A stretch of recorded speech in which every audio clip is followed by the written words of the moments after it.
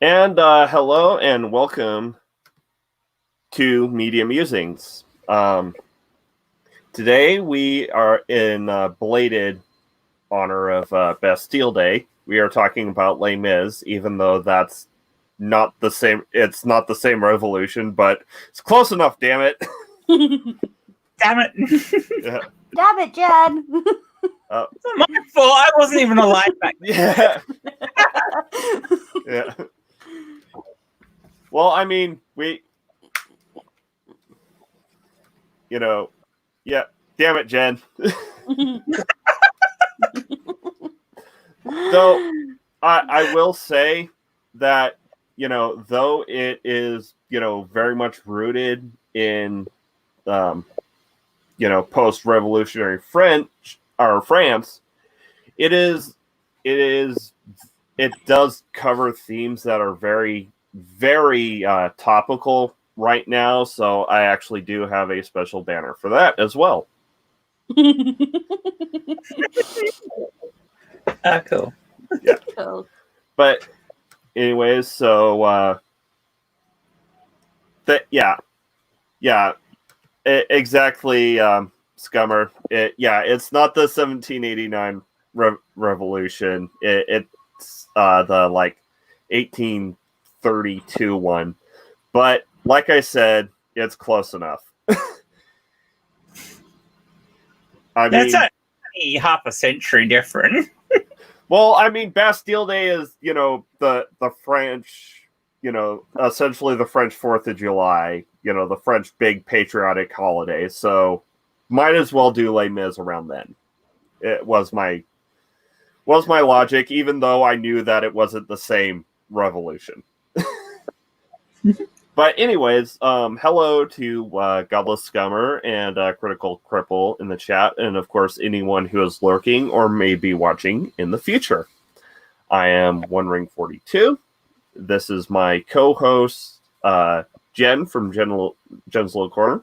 You want to say anything about yourself? No, they all know me. I think all the ones in the probably know me too. They're probably all sick of me, actually, but that's a entirely different story. They've all seen it. Me. And of course, our current special guest, though more may pop in during the stream, is Danger Hissy from Hissy's Hideaway. Hey, folks. Not much to say about me. You know who I am. I'm Ring's wife. I hide away. I hide away a lot because I don't tend to do much on my channel, but I do a lot of streams and dive in, when I've got something to say. So, classicist, historian, fanfiction writer, dead dove do not eat. Asterix not fan. Asterix and Obelisk. Avid Twitterer, apparently. Yeah. Spend more time on Twitter than anything else recently. It's weird. Never used it much before, but now I do. Really odd. Tech means you find me. I am who I am. And it's it's the 1832 one that is focused on in Les Mis. Yeah. The Students' Revolution. Yeah, the Students' Revolt. Yeah. No, the students are always revolting. Oh, but the thing is, of course, is it really a revolt? Yeah. Or is it an insurrection? Yeah, or is it an insurrection? That depends on your point of view, doesn't it? Yeah. So, for those of us who are watching, or for those of you who are watching, I don't know why I said us because I'm obviously not watching. I am speaking to the camera. Oh yeah, I am. Yeah, I'm watching myself like some kind of narcissist. But you get used eventually. Anyways, we're not really covering any specific version of Les Mis because the way the themes are explored are fairly universal. The musical that everyone knows and most love is a very, very streamlined, version of the book. And then, of course, you've got the BBC miniseries that's like somewhere in between. Yeah. BBC miniseries is, as it always is with any BBC miniseries, it takes the main themes, the main thing, it gives you the main storyline and cuts out the bit that the general public probably aren't going to pay that much attention to. It covers the main bases and areas, as with most things. Though it did cut out some really good scenes from the book.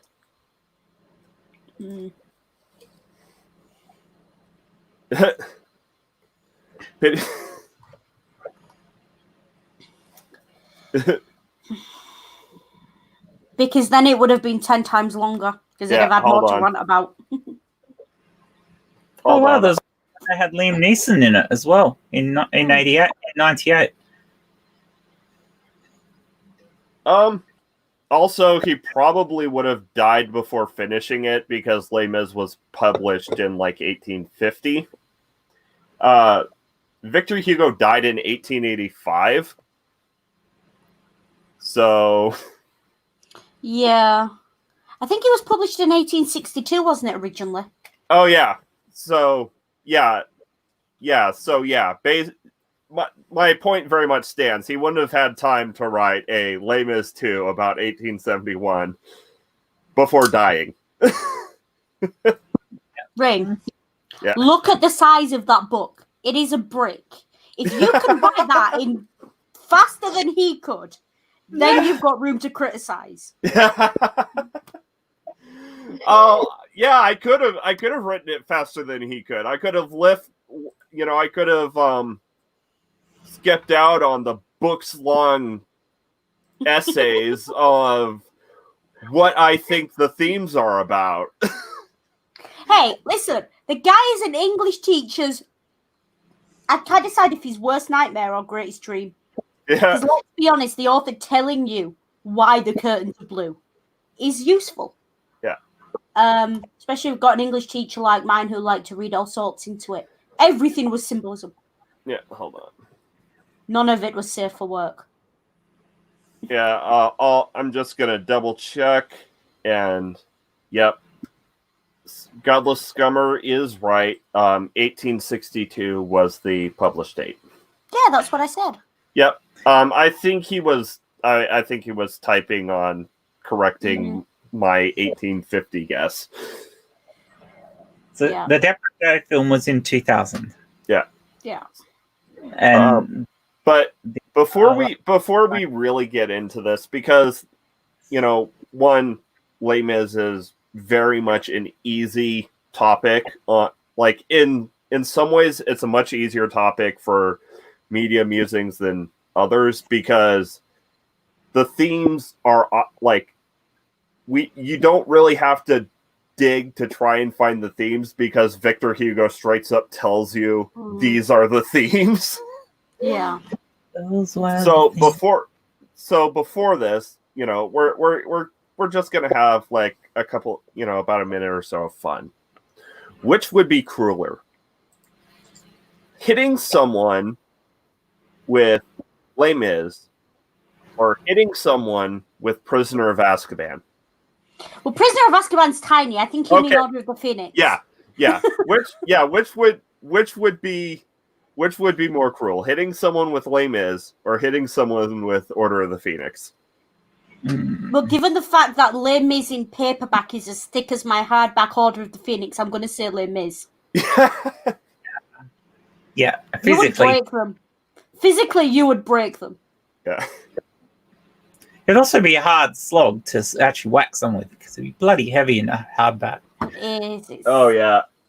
Even in paperback, it's a brick. Oh yeah. You know. It's not like I was gonna like take it with me, and when you go out, read it. No, get the Kindle edition. Yeah. If you want it to be portable, well, okay. So if you want it to be like the only thing you take, like if you only want to take one book with you on an airplane trip, take Les Mis. If you want to have any other luggage in your handbag, take it in Kindle. Yeah.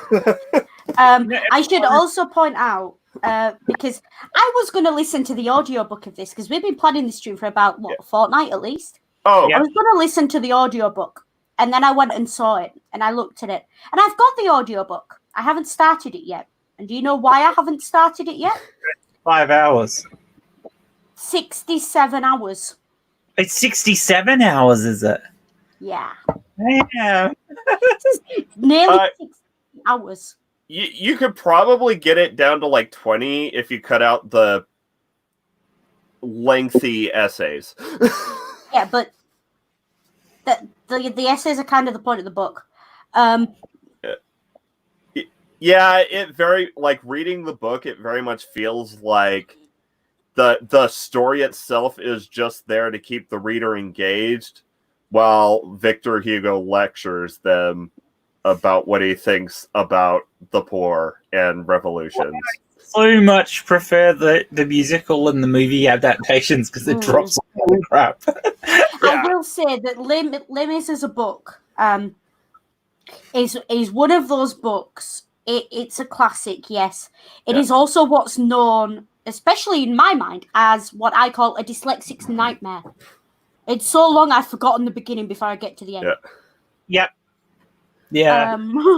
Hit them with all 3 volumes of Marx's Capital. There are abridged versions of it that take a lot of the intermingling stuff out so that you only get the story. Yeah. But and still enjoy. Well, yeah, and so and the thing is, so the way I see, this discussion is kind of going is it's probably best to go through, chronologically ish. And then I'll, because I've read most of the book, I'm still like a couple hundred pages from the end. Poor you. You've been reading it for what, a fortnight now? No, I started reading it like last year, and then I took some time off from it, and then I went back to it, picked up where I was at. And how do you remember where you were at?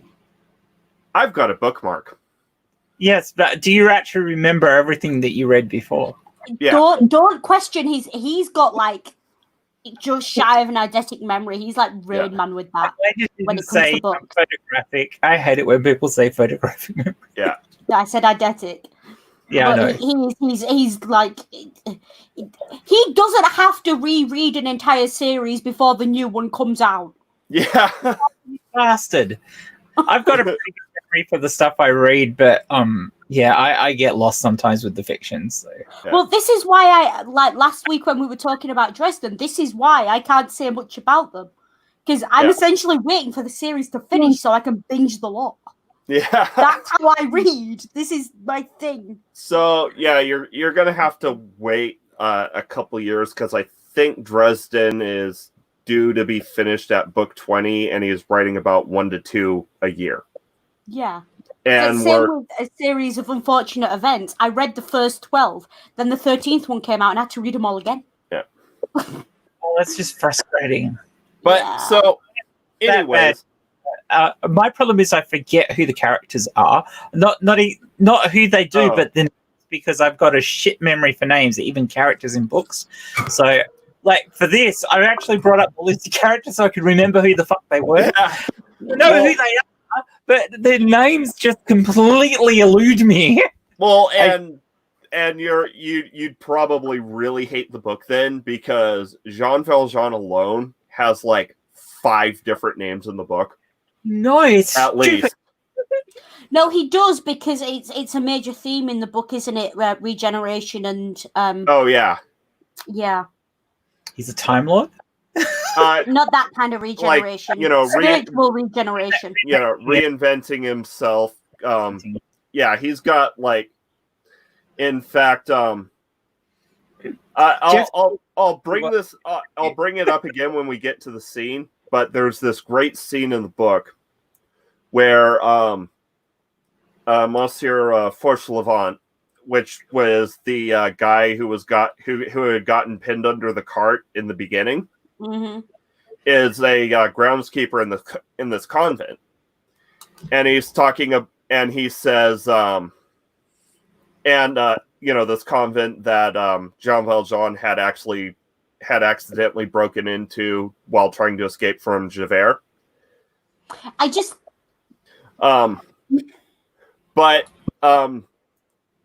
So he says to Jean Valjean that Mother Crucifixion is dead, because that was the nun because a nun had recently died, and that's why the bells were ringing. And Jean Valjean replied, and Monsieur Madeleine is buried. That's some interesting wordplay. I like. Yeah. Oh, yeah. When we get into that scene itself, the wordplay becomes even better. Yeah.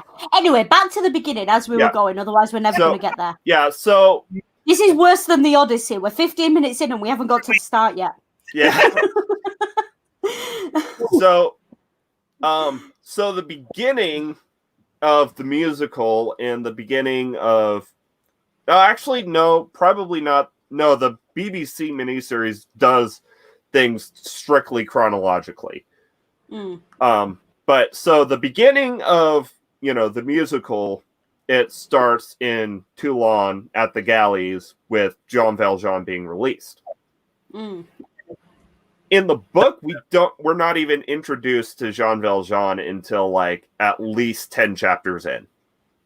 Is that right? In the movie, you don't meet Jean Valjean until no, you meet him after about the first the Depardieu movie. You meet him about 5 minutes in. Yeah, because we don't really meet him. I think in the BBC version, we don't meet him until after Javert's solo. Yeah, solo. So, because in the book, we spend 10 chapters getting to know the curé of this village, who's known as Mr. Welcome or Monsieur Welcome, and in the musical and other versions, this is the man who takes Jean Valjean in, and Jean Valjean, steals from him in a moment of like desperation. So this is the bishop. Yeah, this is the bishop. We get 10 chapters getting to know the bishop and knowing and learning about how he's an awesome, humble, pious guy who actually genuinely cares about the people he's serving. As opposed to taking part in like church and governmental politics. Yeah. There's a lot to be said for the Catholic Church in all eras with regards to motivations of its high-ranking members, which I think is probably... I was trying to avoid it! I was about to say it's probably best left alone. Yeah. However, seeing as you've done that now... I mean, the thing you've got to understand about the Catholic Church is that up until very recently, you didn't join the church because you were religious. You joined the church because you were politically ambitious or you were gay. Come on. But yeah, Religion so, is just And you were comfort. like the third son of an aristocrat who couldn't afford your education any Yeah. other way. oh yeah, but like when he was like we do get his backstory. He was the son of some aristocrat who fell on hard times when the revolution happened, and had to spend some time living in Spain, and then he came back, and then he found God, and came back and basically became, he's the good bishop, Yeah. like, yeah. He's the one diddling the little boys. Jen! Sorry.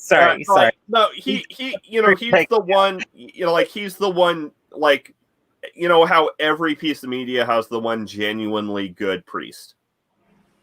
One good guy. So, I always seem to mention Pirates of the Caribbean on your channel. I don't know why. In Pirates of the Caribbean, it's the priest with the mermaid in. There's always that genuinely one good priest. Yeah.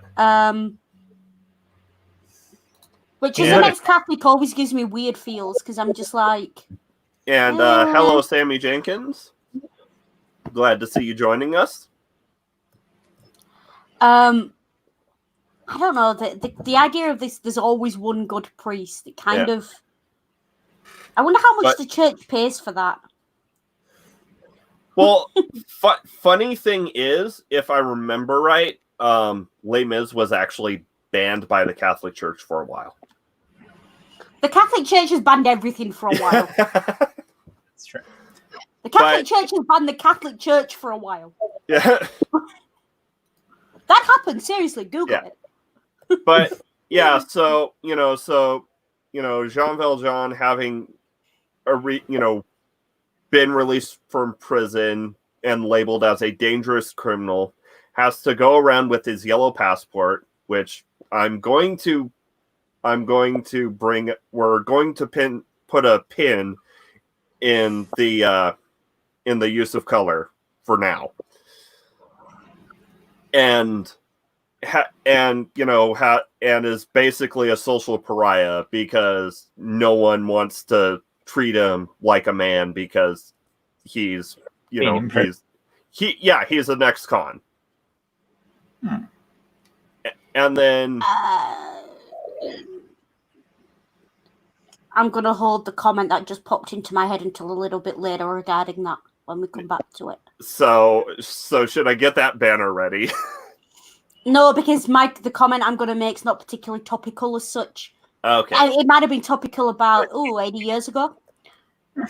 But so, anyways, he's brought in by the bishop and fed the first good actual filling meal he's had in years.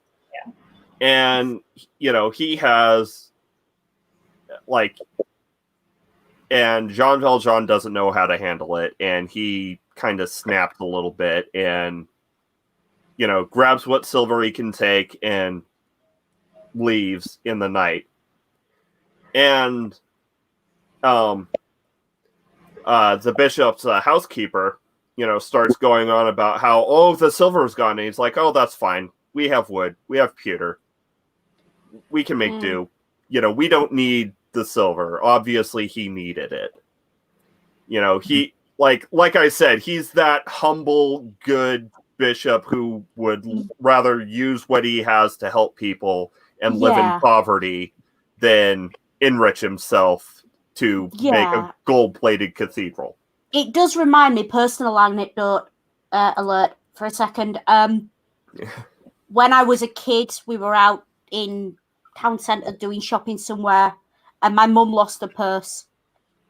She eventually went to a shop, found it, but all the money had gone out of it. And they were like, report it. My mum just like, nah, someone obviously needed it more than I did. And it's that attitude of, if someone else needs it, it's there. Which I do like in a character.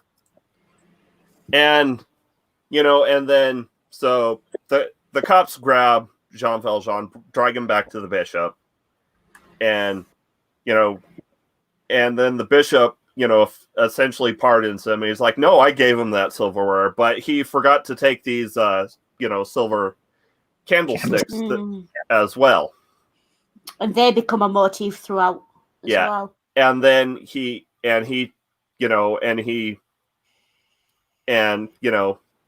takes Jean Valjean aside and said, and says, with these candlesticks, I have purchased you for God. Yeah. Go and sin no more, essentially.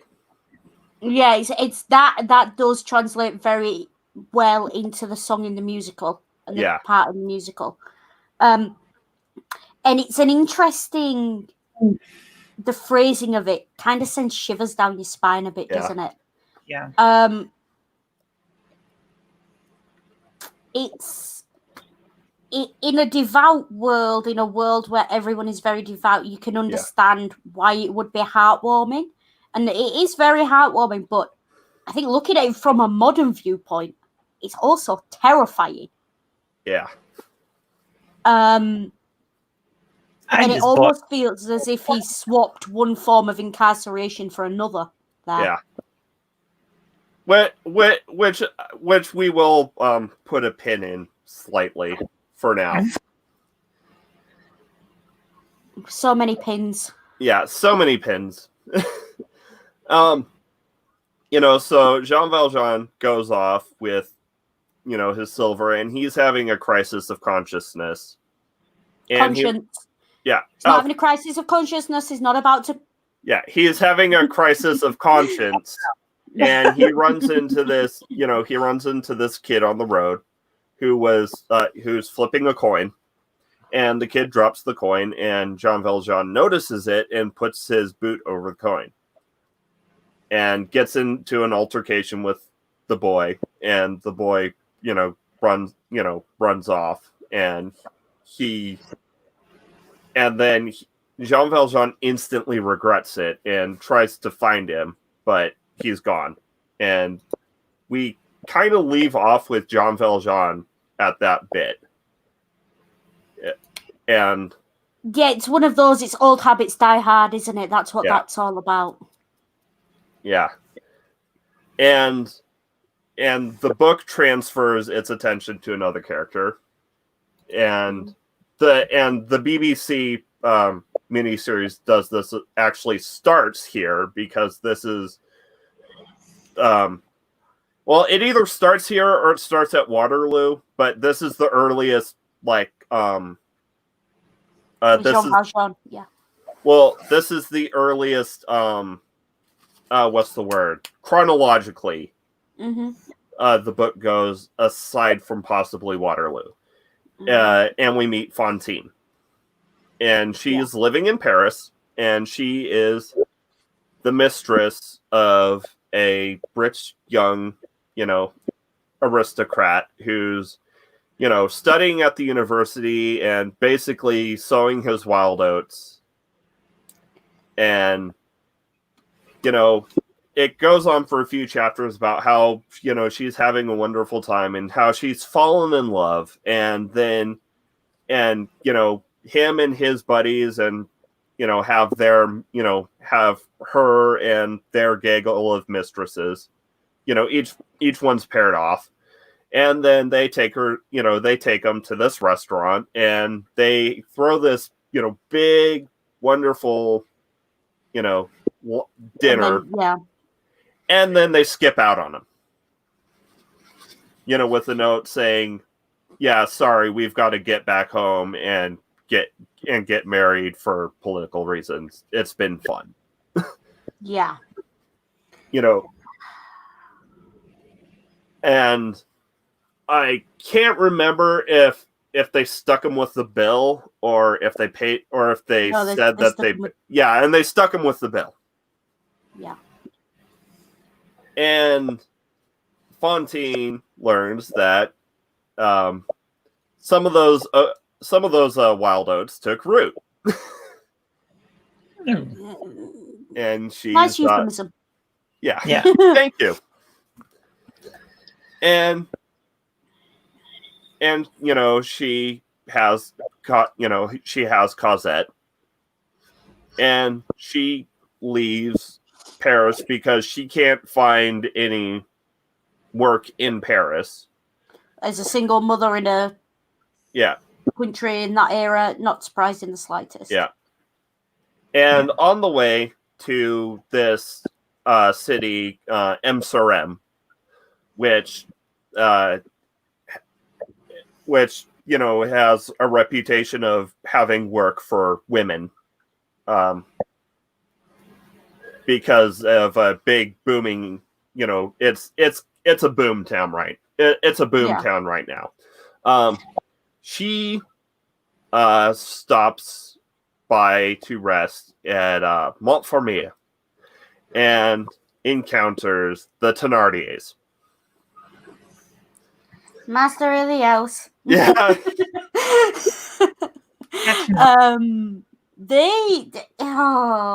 I have the Tennardiers for me. I always seem to alternate between, are they a tragedy or are they the villain? Yeah. I mean, they quite obviously are positioned as the villain. Yeah. But in the musical, they're more comedy relief than villains. Yeah. But they could bring it all crashing out. And the thing is, they are very much the victims of their own circumstances and their own situation. I mean, Tennardier is very clearly PTSD ridden,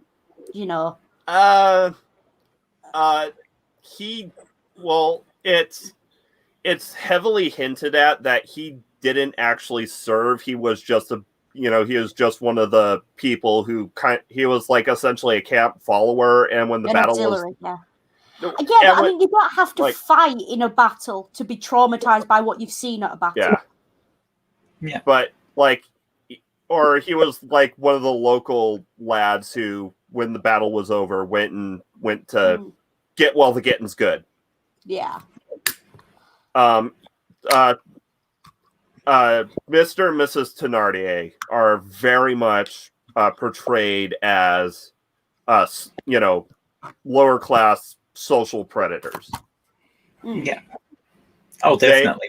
They will scam everyone, anyone who they encounter out of whatever they can get out of them. Yeah, he's the kind of man who'd sell his mother for a tuppence. Yeah, and his wife has a little bit of that herself when she talks to Fantine and talks about how nice it looks how nice it looks to see Cosette playing with Eponine and Eponine's younger sister, who I forget the name of because she's not really important. Yeah. How they could almost be sisters, and kind of plants this idea in Fantine's mind that it'd be really difficult for her to get a job as a single mother in a new town. So she leaves Cosette with the Thenardiers and promises to send money to help with for the child's upkeep, essentially. Mm-hmm. I mean, if they were straight with her, that would be a reasonable situation to be in. I mean, I wouldn't. Yeah. It would make a lot of sense. However, you do have to wonder at the, and this is another thing Hugo does. Yeah. You have to wonder at the lack of intelligence required to trust your child to total strangers after you've already been done once by her father. Yeah. At what point do you start to become a little bit jaded and a little bit more cynical about people? Yeah, but what's it gonna take, love? Do you know what I mean? But the thing is, Fantine is essentially the tragedy of naive innocence. Yeah. While Cosette is the inverse of that, where innocence triumphs. Yeah. But she gets to Amsterdam and she gets job in a factory making jewelry. And the woman overseer, just hands. No, the woman overseer. Yeah. And he's yeah. Grabby hands. Oh no, I'm actually talking about the overseer who is a woman, because there's the male overseer and then there's the female overseer. The female overseer is an uppity busybody. Yeah. It's pronounced bouquet. Yeah. But, talking, who's obsessed with, who's obsessed with everything or everyone being, good, outstanding citizens and, not sullying Monsieur Madeleine's factory or Monsieur Le Maire's factory, because he had been elected mayor, though he didn't want to be mayor, just because he had done so much for the town by revolutionizing industry there with his jewelry factory. And for those of us, for those of you who are following along, this Monsieur Madeleine is our second incarnation, so to speak, of Jean Valjean. Yeah. Who is making good on his, who at this point is trying to make good on his attempt at redemption by helping others through uplifting the infrastructure, essentially. He's being a job creator. Yeah. Yeah. And so, like, the busybody learns that she's been seeing a public, learns that Fantine has been going to a public notary, recently to get letters written because she can't write. And digs into the business and learns that she's, got a child, off that she's sending money to. And of course, because of the scandal, she goes to the male overseer who's got a reputation for being a bit handsy with the workers. And had been Can I just point out something? Yeah. If you'd like to put your banner across, you may do so. Yeah. Okay, hold on. The sheer arrogance of a man, to get handsy in a job on a factory floor where they're making jewelry, presumably with sharp instruments. Yeah. He's a very lucky man.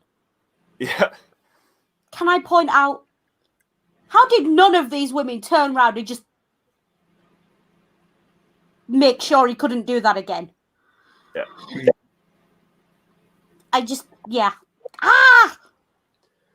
These men and the things they get away with. Yeah. So, but because of this, so we're gonna put a momentary pin, a very temporary pin in that, and move to Monsieur Madeleine, Jean Valjean. And so, a cart driver gets run over by a cart and needs help, and Jean Valjean goes in, and because he is a Herculean badass, lifts the cart by himself and saves the man's life. Dude crit his strength check. Yes, we know. And of course, 20. the town has also gotten a new police inspector who had been recently promoted from being a guard from being a guard / warden at the galleys, Inspector Javert. Yeah. And Javert sees this, and the only other person he had seen who was that strong was Jean Valjean, who is currently wanted for robbing a little boy on the road. Past will always catch you. Yeah. So, and Jean Valjean as Monsieur Madeleine has, meets with Javert, and this is preying on his mind. Because, his past is, come knocking at his door. And this is when the overseers go to sack Fantine, and Fantine begs and pleads for help because she has a daughter that she's looking after, and and she thinks that Cosette is like barely on the edge of life because the Tennardiers are asking for more and more money to cover medicines and proper clothing and such, and we'll see how really Cosette's being treated. Little hint: these requests for help, for aid, are not genuine. No shit. Yeah. What was your first clue? So, and so Fantine gets thrown out on the street, and first she sells all of her furniture to help pay, well, one, to pay her rent, and two, to pay the send money to the Tennardiers. And then she runs out of furniture to sell. And she goes to the dentist. Yeah, no, we've seen this one. Yeah, the dentist barber. The dentist barber, first the teeth, clothes. She sells everything, and then finally her hair. And there's a really telling line in the Hugh Jackman film about this. I don't know if it's in the other adaptations, where she speaks to the letter writer, and the letter writer tells her, instead of selling this stuff, go out and join the prostitutes. And initially she's got too much pride, and then after she's sold everything, including her hair and her teeth, he sees her doing it, and he tells her, you've done it the wrong way around. Yeah, that's actually in the book. I don't remember if it's the notary or not, but yeah, it's either the notary or one of the other prostitutes is like, you did it the wrong way around. You started selling your body after you've made yourself ugly. Yeah. Yeah. Which is kind of, you've got to feel for her, because you can understand the thought process. I have a certain level of pride. You can understand that. You can also see from a purely objective point of view that the person who says that to her is right. Yeah. They've got a point. Yeah. Because if she'd have done it the other way around, she'd still have her teeth, she'd still have her hair, and she'd be able to make a living off it. But because she was too proud, because she put value on her honor, as it were, on her reputation, which was already trashed because the lady four-person had trashed her reputation. So she was clinging to something she didn't even have. Yeah. And it just... she's a real study, I think, in the way human beings like to think of themselves. She's a tragic character in that she is constantly making herself a victim. Yeah. But, she's a victim of circumstance too, but she makes the situation for herself worse in many ways. Like that, her levels of trust in different people are so skewed that she doesn't see the dangers of the Thenardiers. And yeah, she's completely naive, and that's a problem. And she doesn't properly stand up for herself when they sack her, you know. And then, of course, and then at this point, she puts her pride before her ability to survive, literally. Yeah. I think it's. I don't think it's her pride. I think it's. There's a great undercurrent of religion and a great undercurrent of social commentary in this book. Yeah. And what she has done, she's bought into the social mores of her time, which is everyone does it. Yeah. And at the time, a woman's honor, her woman's sexual unavailability, even though she'd been a mistress previously. So she'd essentially already done it. But because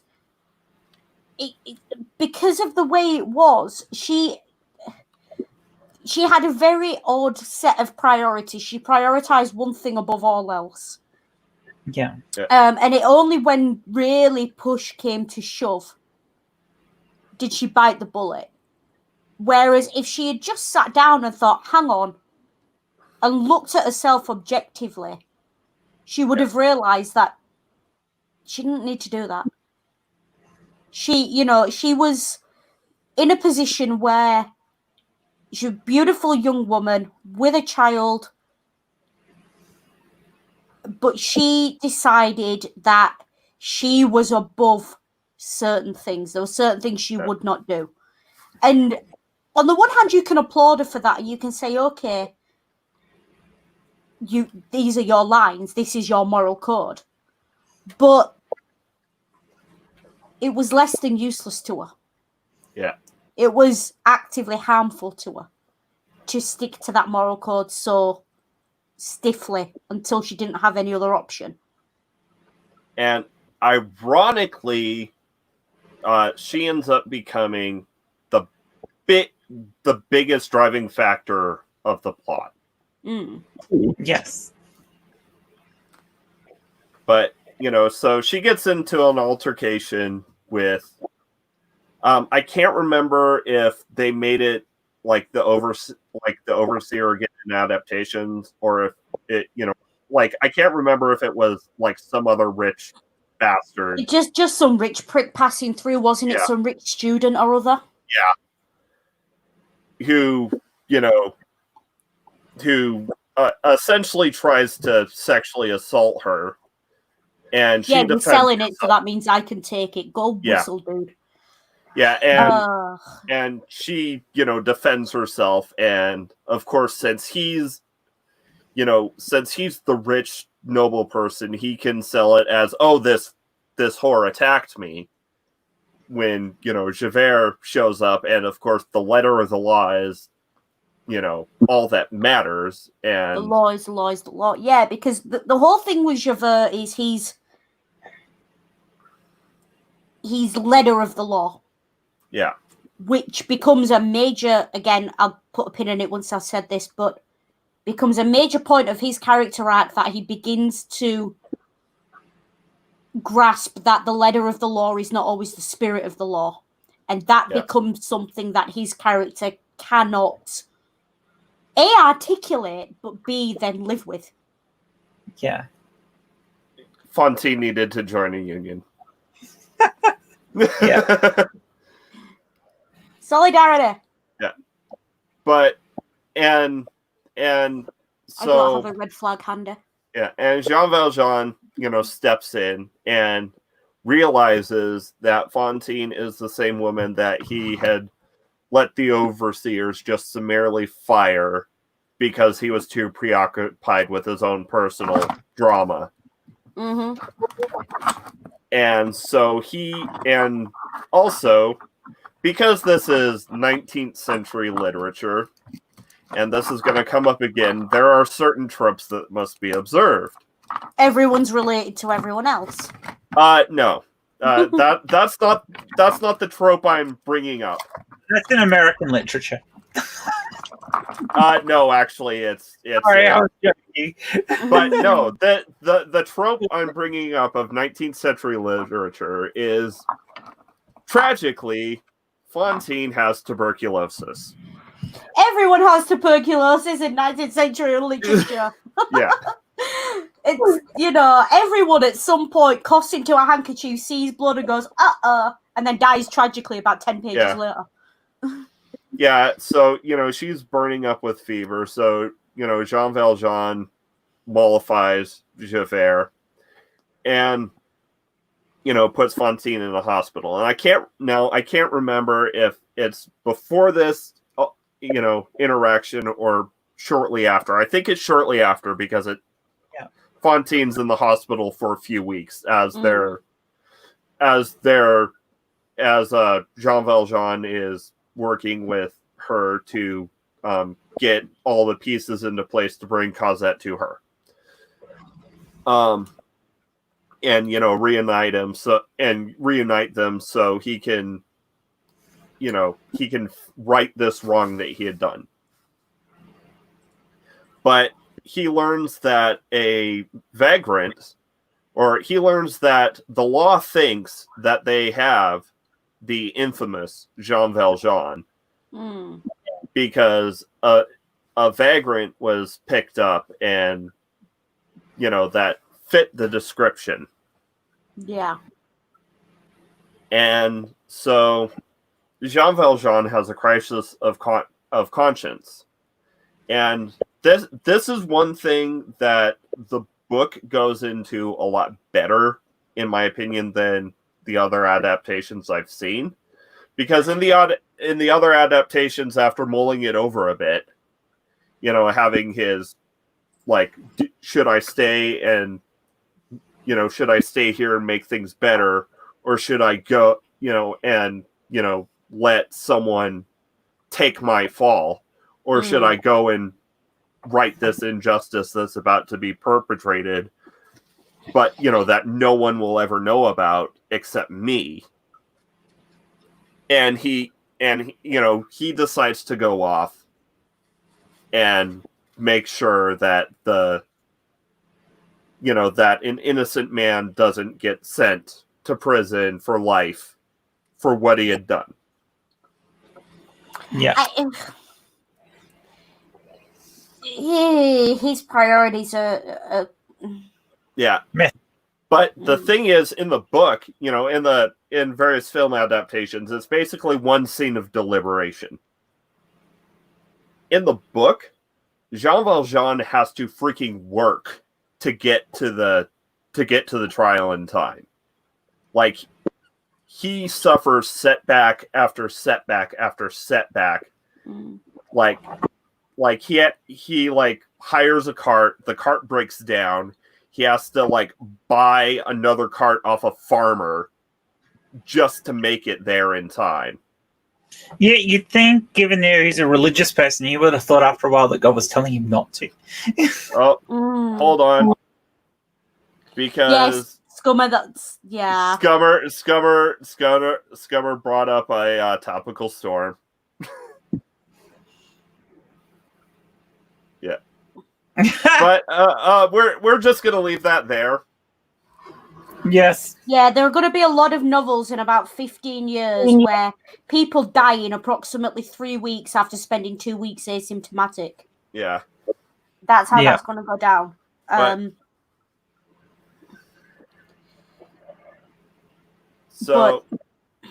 Anyways. I kind of feel like, again, it's... What is it with men and not paying attention to the signs? Yeah. This is definitely a literary trope, and it's a classical illusion. It really is. It's this moment of he's decided he's going to do it, and no man, god, or beast is going to get in his way. Yeah. Despite the fact that he claims to be quite a devout man. Yeah. He's almost like Ulysses, isn't he? Who am I? 24601. Yeah, I that. am a man Yeah. of constant sorrow. Yeah. So many references. Yeah. Yeah. But and I forget how it is in other adaptations, but in the book, basically everybody's just kind of stunned. Like he goes in, he reveals himself as, John Valjean. Yeah. Yeah, and the vagrant, the nameless vagrant. Though actually, I think he does actually have a name, but he doesn't ever pop up again in the book. So I'm going to say the nameless vagrant. Gets released, and everybody else is just kind of stunned in the courthouse, and he just leaves. He like Jean Valjean just like walks out and goes back to Amsterdam. Yeah. But then that to me, it's a great, especially because what happens next, because when Javert then goes back to the hospital where Cosette is and tells where her Fantine is. Where Fantine is, and tells her who Jean Valjean is. The shot kills her, which is different to the adaptations. Yeah. But it's a great commentary on you can't run from the past, and the past will always come to bite. Well, so he's trying to do something good, and his past has scotched it, basically. Yeah, and another instance in where the streamlining does a bit of a disservice to the work as a whole. Mm-hmm. Yeah, Jean Valjean doesn't escape. He gets captured, and he goes back to the galleys. Mm. And then he spends some time in the galleys, and then goes and rescues a sailor who had gotten trapped on like the rigging or something. Climbs up, saves him, and then seemingly slips and falls to his seeming death. Again, with the resurrection motif and the death and resurrection motif. Whenever you try and do something good, your past will catch up with you. Everything works in circles. You can't do something good without having to face death first and be. It's a lot of it going on there. Though I will say, I will go back and say, before he gets captured, he does have time to stash away his fortune, like his legitimate fortune. Yeah, his candlesticks. No, no, his candlesticks and the legitimate fortune he earned as a businessman. Yeah. Is it legitimate if his persona as a businessman wasn't? He earned the money legitimately.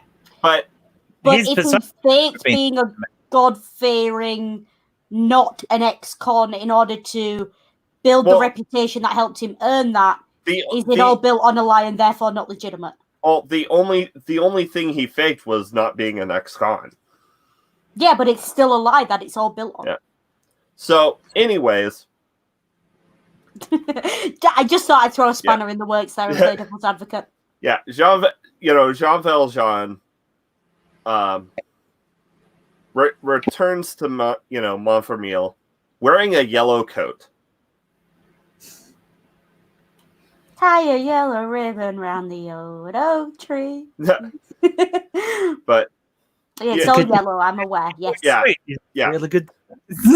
Yeah. So and he goes and he gets Cosette from the Tennardiers. He buys Cosette the best doll at the Christmas fair,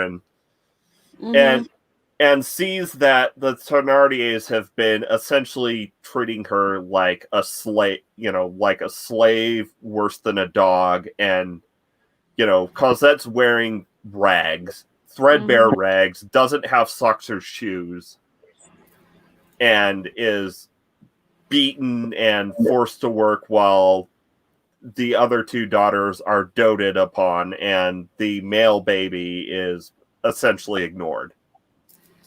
And that's an interesting. The male baby being ignored. Yeah, and we'll put a pin in that in that male baby. Yeah, but not literally, because that would be child cruelty. Yeah. We're putting a pin in the topic because and so, you know, Jean Valjean just, you know, says whatever to the entire list. Like, Jean Valjean, though he looks like essentially like a vagrant, basically, he looks like the kind of person who just, you know, doesn't have anything but the clothes on his back. He's also like flashing some serious. He's doing some serious spending. So Thenardier doesn't know how to categorize him. So, and you're sharing something. Yes. You will pin this if it will let me. Yeah. I want it. But I'm trying to, like, all these things we're pinning, I'm keeping track of them. Okay. Hold on, let me fix that and then we'll come back to it. But so Thenardier doesn't know how to categorize him, because he's like, is he just, you know, is he a guy I can only take a bit from, or is he a guy I can really leech from? Is he like some is he rich, or is he just an ordinary bloke? Rich. Yeah. Yeah. So eventually, you know, Jean Valjean spends the night, and, you know, talks with Thenardier about paying off the debt so he can take Cosette away. Yeah. And he essentially just says whatever to every single, you know, even though Thenardier does like a bunch of extra gouging and basically it doubles the debt that Fantine had. Jean Valjean's like, okay, fine, here, and just hands him the money. And so price gouging, because that's not a new idea at all. Am I gonna have to bring up the banner? No, I'm done. Okay. And then, you know, so Jean Valjean goes off with Cosette and her, you know, and her doll. And Thenardier is like, not Thenardier, Thenardier's wife. It's like, in the one instance where she actually stands up to her husband a bit, because she's kind of in awe of, you know, he's the man of the house. She's, you know, generals. To catch him. Yeah, she, you know, she stands up to him and is like, "You idiot! You could have leached way more from him." So Thenardier, which is else you need to put a pin in for later. Yeah.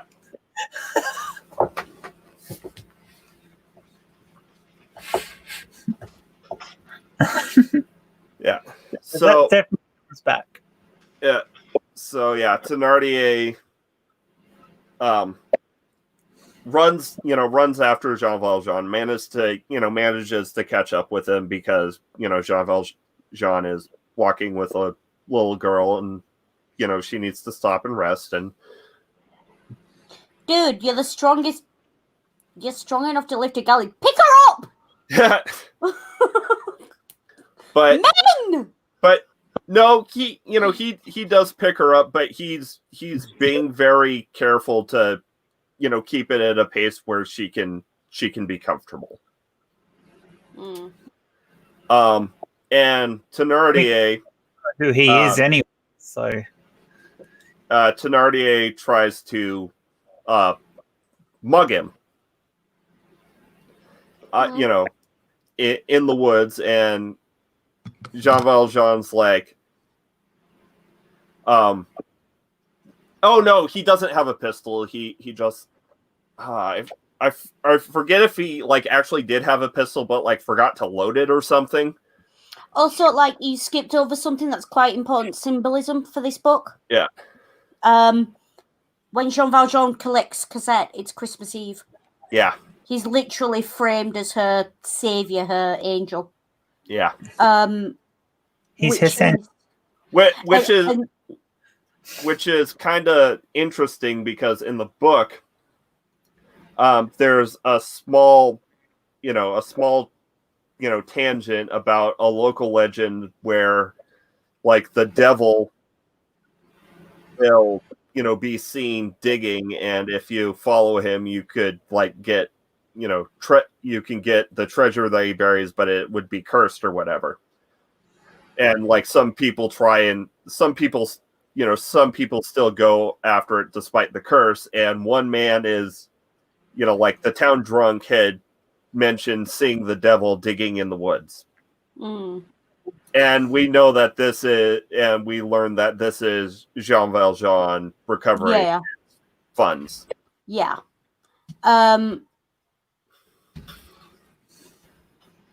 Sorry. I'm sorry if I disrailed the choo-choo. Yeah, no, it's fine. I also want to just go back for all of his, I'm gonna call it posturing. Yeah. Because what happens to Fontaine is, frankly, for a dude who claims to care so much, he has very little regard for what happens to her. Okay, she's thrown into a public grave. She ends up in, essentially a pulpit. Yeah. And for a guy who decided he was going to adopt a daughter and all the rest of it, he shows very little regard for her. To be fair, by the time she would have been buried, he had already been nabbed by the cops. Yeah, so he wasn't really in a position to do anything at that time. Yeah, fair. Okay, fair. But even still, like, the whole thing just there's a if he went back and did something about it afterwards. I mean, he took a risk going and getting the daughter.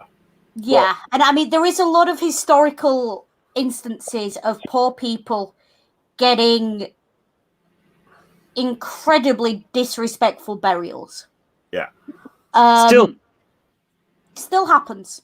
Yeah. I know for a fact that they still have state funerals, and we're talking about in the modern day, the kind of state funeral, they'll wait until they've got 5 or 6 unclaimed bodies and just cremate the lot together. Yeah. This is what we're talking about. This happens in modern day. Yeah. Almost like a hospital waste burn. It's almost how they do it when it's a paupers. I mean, paupers funeral. Yeah, when it's someone who hasn't been claimed. Yeah. Yeah. Generally, it's a cremation because you don't have to bury anything afterwards, and there's never a marker. There's never any sort of thing for it. Just the body destroyed. Body destroyed. Done. Or sometimes donated to body farms. I mean, occasionally you can reclaim the ashes, but it's difficult. It's not that ashes anyway, because they're, like you said, they're multi-burns. So whose ashes are you getting? I mean, whose ashes are you getting anyway? That when you have a cremation, I'm not that I'm against cremation. I think it's great, but unless you can tell me that oven has been cleaned out every single time, there's gonna be. And besides that, just ashes. So and of course, that's kind of one of the big themes of the book, and also probably the reason why it's called Les Miserables, or The Miserables, is because it's all, like, one of the major themes is how life completely is awful for the poor. Yeah, I should point out that there are actually a lot of alternative titles for this book in various languages that translate to things like the wretched, the poor ones, the wretched poor. There was even the victims, the dispossessed. Yeah. And again, it's very much a case of the world is out to get the poor. Yeah. It's not, I laugh because it's a nervous laugh. It's not because it's funny. It's because if I don't laugh, I'll cry. Which we're actually going to kind of put a pin in. Because we've had words about this. We're running out of pins. Yeah. We're on an hour in. You've got more pins than topics at the moment. Yeah. Yeah, I feel like that meme of the guy at the wall with all the strings. Yeah. That's trying to figure out Les Mis. So any more things that we want to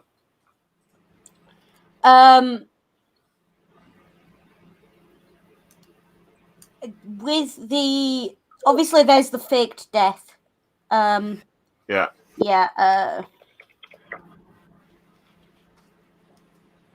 Resurrection is especially in regards to Jean Valjean, is very much a recurring theme.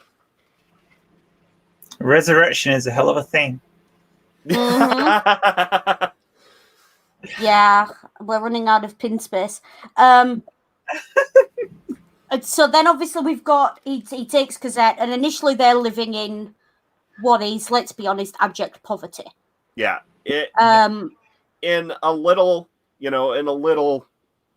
shack that had previously belonged to a couple of lawyers.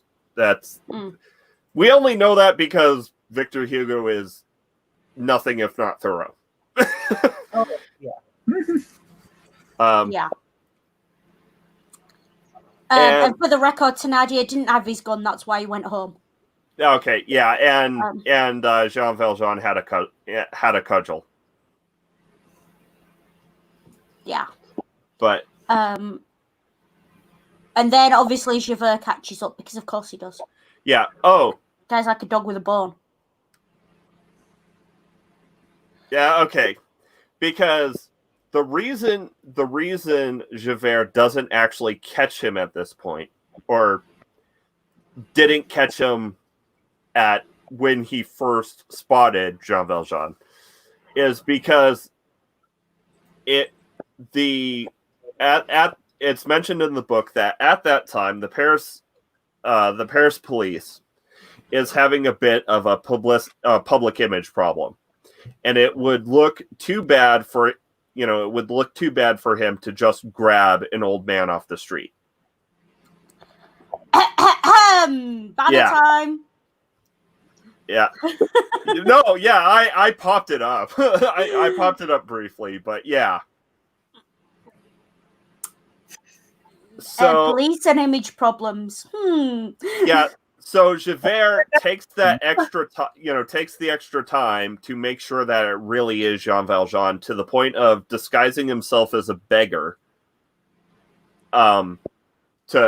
Because Jean Valjean is, doing his thing where he gives alms to the poor whenever. Mm-hmm. Because, he's got his, redemption complex. Yeah. But when Jean Valjean, gives the alms to Javert, he recognizes Javert and then goes and takes Cosette away, and there's a chase scene throughout the streets where they almost have him. So I'm gonna go ahead. Or do we want to talk about the police image problem or not? I don't know. How willing are you to restart this stream? Yeah. Well, we could talk about it, but you might have to split the stream into two halves and spend a couple of days trying to get your stream back. Yeah.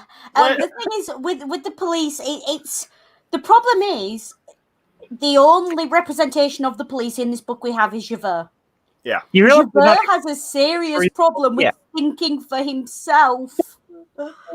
And dude lives the Nuremberg defense. It really is a defense for him because it's all he knows. And he does have a few like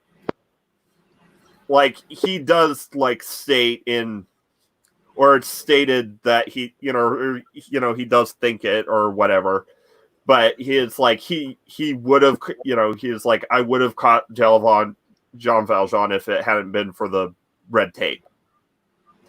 Yeah. If it hadn't been for those pesky bureaucrats. Well, yeah, if it hadn't been for this image problem, I would have been able to get him. If it hadn't been because I actually had to obey the law. But, so anyways. Sarcasm dripping. Yeah, so Jean Valjean is in this blind alley, in the spot where at the moment, Javert and his posse can't see him from the street, but they're doing a systematic search because they know they've got him cornered. Mm-hmm. And so Jean Valjean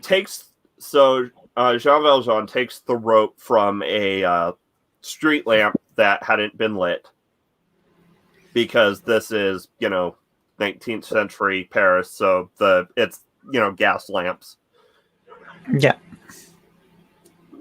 Yeah. And ties it to ties one end to Cosette and ties the other, and basically ties Cosette to him and scales the wall and goes to the other side. And dude's like, if I was gonna build a D&D character, yeah, can I just the acrobatics check required for that? Well, no, it probably would be athletics because it's described as a feat of strength rather than a feat of dexterity.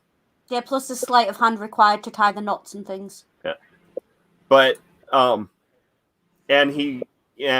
it turns out that Jean Valjean had accidentally broken into a convent. How do you accidentally?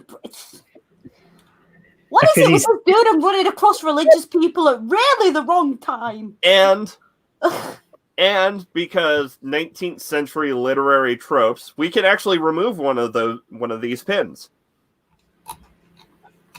because the convent that he accidentally breaks into is it's an old woman's convent.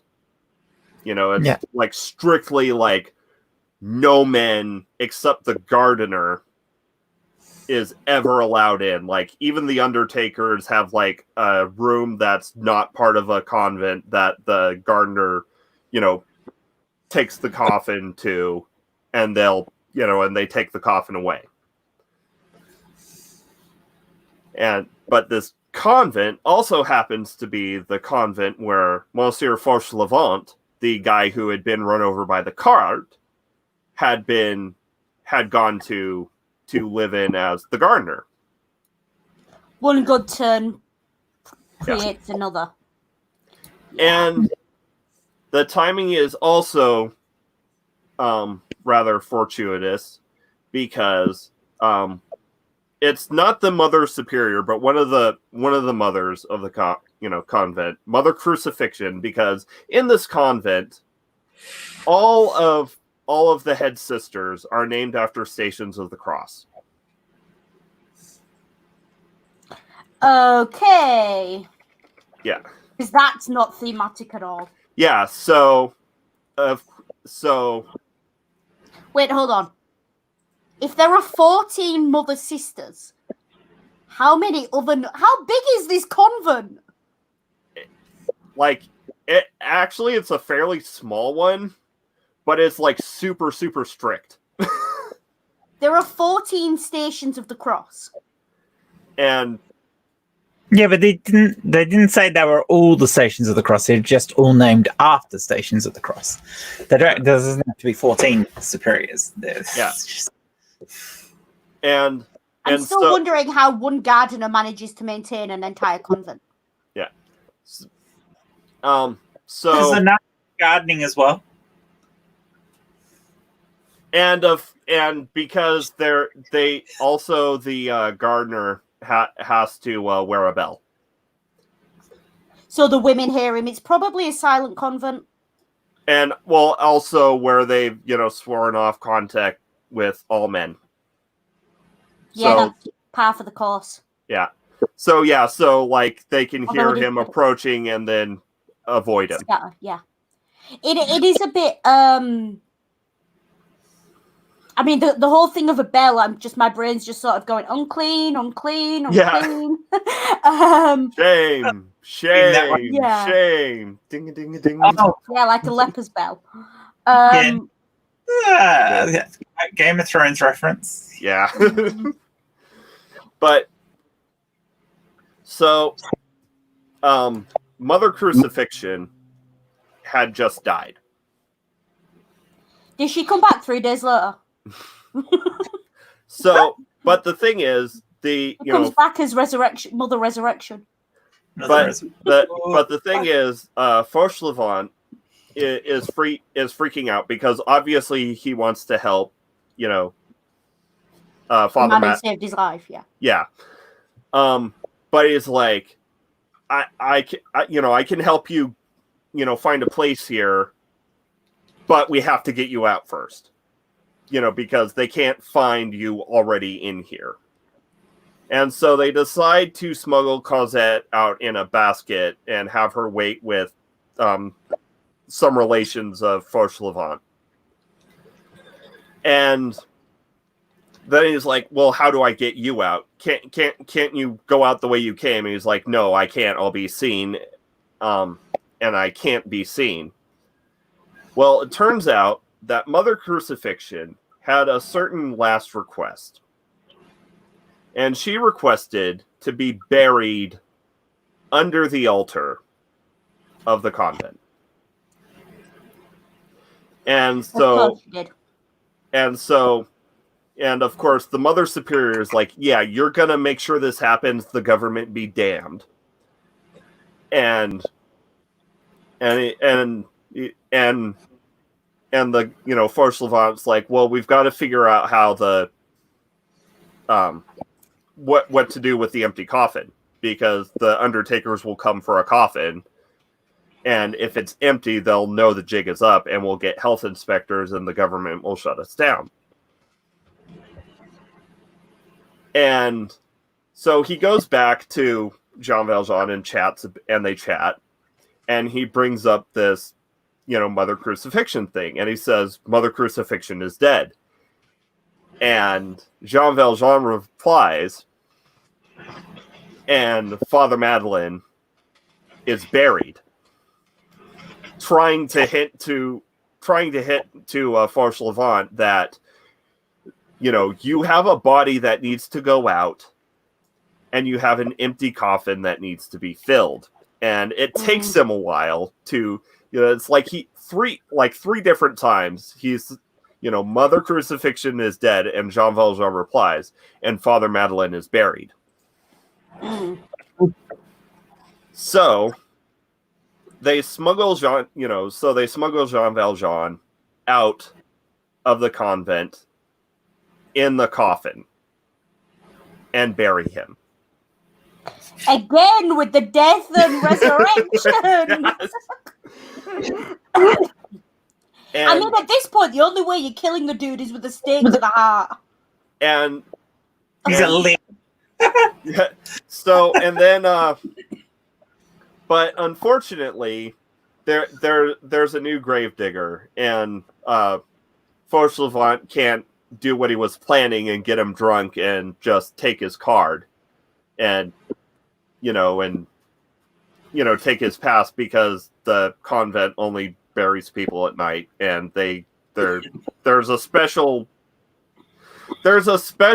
arrangement with the cemetery that Victor Hugo goes into exhaustive detail about that I'll just kind of brush over right now. Hand wave it. Yeah. But so he manages to, like, after they start like putting dirt on the coffin, he finally figures out a way to get this Jobsworth to leave so he can, free Jean Valjean before he's actually buried alive. And, they get him back into the convent as Ultime Fauchelevent, the gardener's brother, and his daughter. Well, and his granddaughter, rather. How much older does he look that she now passes for his granddaughter? Well, no, she had passed for his granddaughter, like, since he picked her up. Man, it's a hard life working the galleys, isn't it? Yeah. But so, and we waging dog years. And, Victor Hugo spends a book talking about convents. Like where he goes, like, for 2 or 3 chapters, steel manning the idea that convents are a bad, abusive thing. And then he's like, no, they're actually a good thing because they're like prison, but they make you better. Oh.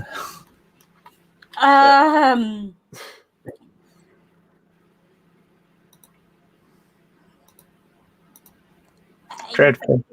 Okay. Okay. No, you might have to put it I up. am going to take that and I am going to make the point I came up with as you were speaking. Yeah. The conflation of a woman's virtue with her death and with how she is treated in death. Okay? Yeah. I assure you that none of the women in that nunnery were there by choice. It's very rare. Okay, it's an old woman's convent. That immediately tells me it's for spinsters and widows. It's for the dregs of society. It's for the people the government didn't want to take care of. Yeah. Okay, so they're probably widows or spinsters. Okay? So the fact that they're given this false veneer of honor and virtue by virtue of being nuns is bullshit. It's bullshit. They didn't have a choice in the matter, okay? It's essentially the workhouse, but for a specific section of women.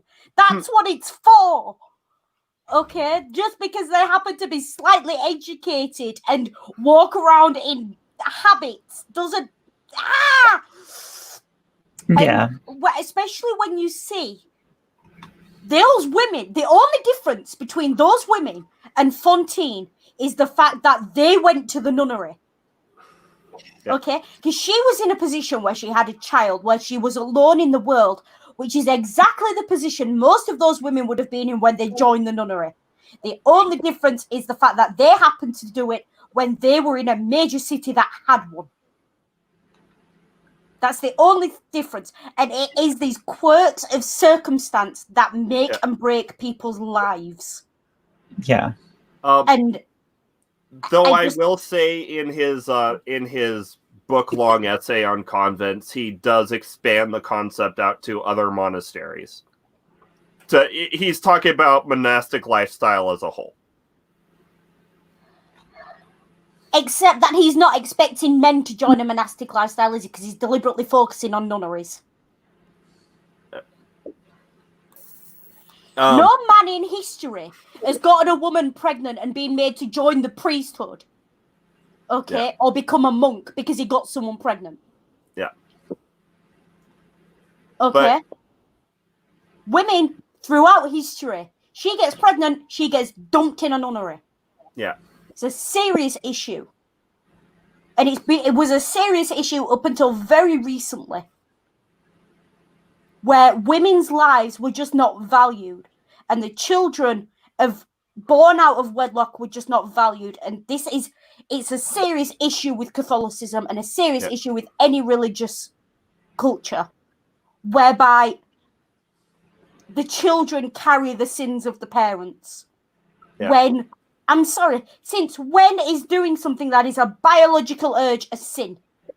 The religions have a lot to answer for on that, and I could rant for a long time, but I'm going to stop because that banner is taunting me. So we get another year skip, or we get another big time skip, and so, and I'm gonna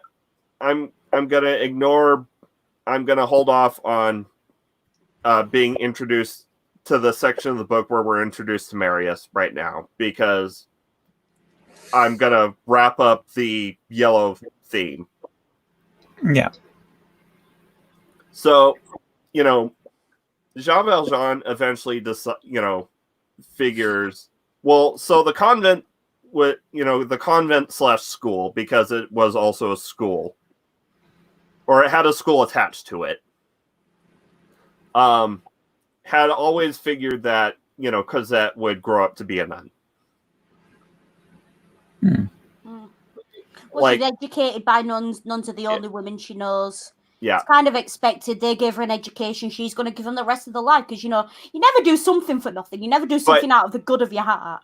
Yeah, but Jean Valjean feels that it would be wrong to just hand her over to the convent without her actually seeing a bit of the world first. So they leave. I'm liking this dude right now. Yeah, so they leave the convent. They have a few different houses they're renting in Paris at once, and they spend various nights in various others. The main one is one with a secret entrance. But around the back. Yeah. But anyways, isn't it? It's around the back. So, but anyways, Jean Valjean spends some of the days with Cosette, taking, going on walks and enjoying the fresh air in the Tuileries gardens. And he becomes something of a fixture. But, since the students in the area don't know his name, don't know who he is, he's just, the old guy on the bench, they call him Monsieur Leblanc. Literally Mr. White. Yeah, literally Mr. White. The reason in the book is because of his white hair. But, so look at this. The first time he's released from the living death of the galleys, he has to carry a yellow passport. The second time the second time he fakes his own death and and escapes from the galleys, he's wearing a yellow coat. Now that he's lived in, after dying and coming back from the convent, he is Mr. White. He's now Gandalf the White. he's leveled up. Flying levels. But no, because there is. Oh, sorry. Because there is, obviously color symbolism going on in here. Because the white, the yellow, the yellow passport is essentially Cain's mark. Yeah. It's him having the yellow passport marks him as a criminal. And when he escapes, he's wearing a yellow coat, which is obviously a thematic reference to the yellow passport. And after being literally buried and coming out of the convent, he is now white. He's been cleansed. He's resurrected. He has been cleansed. So essentially what was required was his service to a religious institution, which is what he did as the gardener all those years. Yeah. So essentially he's paid his debt at this point. He's free and clear. Yeah, or at least in the eyes of, God. In the eyes of the narrator. Yeah, at least, yeah. Is there any difference? In a Depends book, who no. you're asking. Yeah. Death of the author and all that, or Word of God. Take your pick. Although I don't even know if the author is God, because I mean, there are quite a few authors who don't even have a discipline over their own stories, and they kind of give their stories out to the public because they don't keep their own stories straight. And to be fair, Victor Hugo doesn't present himself as an omniscient narrator. Yeah, it's a third person limited, isn't it? Yeah, and like even when he breaks from following a character to extrapolate on extra details, he'll like say it's like, I picked these up from police reports, or this was found at the scene later. So, you know, he's writing it though it was a real story, and he's dictating. Yeah, he's establishing himself as a documentarian. Yeah. It's very much in the same style as Roots. Which is actually another fairly common 19th century literary trope. Yeah, no, Roots is written, the journalist telling his story of researching his own family. Yeah. Yeah, just putting it out there. So now we'll leave Jean Valjean and we'll go to Marius. Hold on. I have a banner. You have a banner for Marius? No, yeah. Ring fit. Marius, if it's possible to have negative agency as a character, Marius has negative agency. Please screen share my notes. Yeah. Marius's character arc is a flat line. Yeah. He learns nothing, does he? Well, yeah, so first we meet Marius. He's living with his grandfather, and he's been raised by his grandfather to be a monarchist. And to believe that his father, who had been a hero in the Napoleonic Wars and had actually received the title of Baron from Napoleon himself, was nothing but a bandit in the Loire Valley. And so, and that he's also raised to, think that his father had abandoned him. The thing is, his grandfather said to his father, "Hey, if you ever visit your kid, I'm disinheriting him."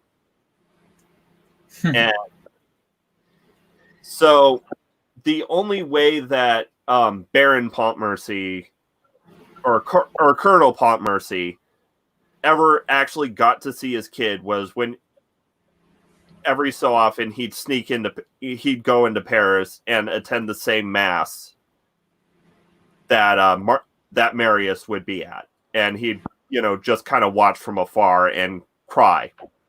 Well, Marius learns from this church janitor that about how his father had actually been watching him all these years and been weeping because he couldn't actually contact him without risking his future security. And he basically does a complete 180 and goes into like almost obsessive hero worship of his dad. And it kind of comes to a head, and he gets kicked out. And he lives in this dilapidated house,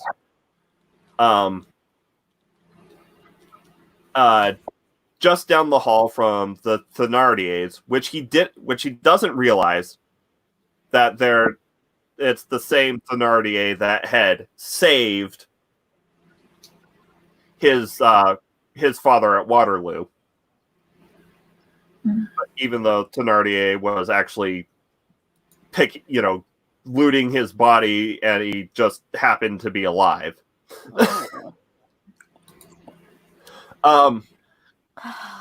So, and actually, because 19th century literary tropes, this is the same house that Jean Valjean lived in when he brought Cosette back to Paris before escaping into the convent. This is the BBC. We have 3 sets, 2 actors, and 1 theme tune. No, that's the way it is in the book. Yeah, I know, but it's also a joke that's made about the BBC a lot. But so, and Marius is like just kind of idling by because he's working on translating and like his one job that he has, aside from being a student, is translating encyclopedia articles. And he, and it's pointed that he could actually be like a really successful lawyer if he, actually went and tried, but he likes being poor. He feels like he's being noble by being poor. And so Marius sees Cosette in the Tuileries Gardens and falls head over heels for her immediately because 19th century literary tropes. I mean, when in history has that ever actually happened?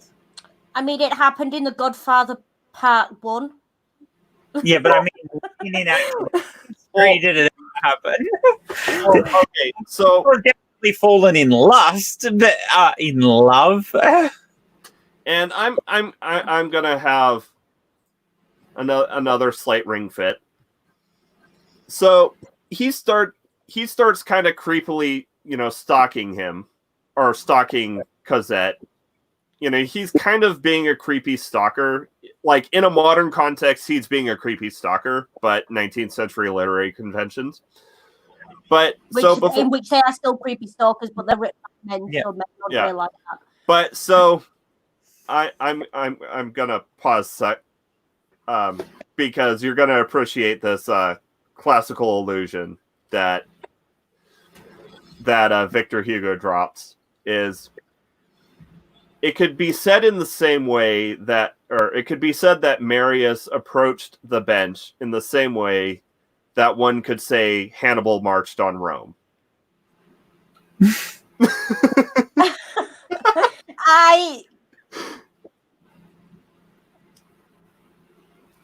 Poor Cosette. Yeah, That's all I have to say to that. In that he didn't.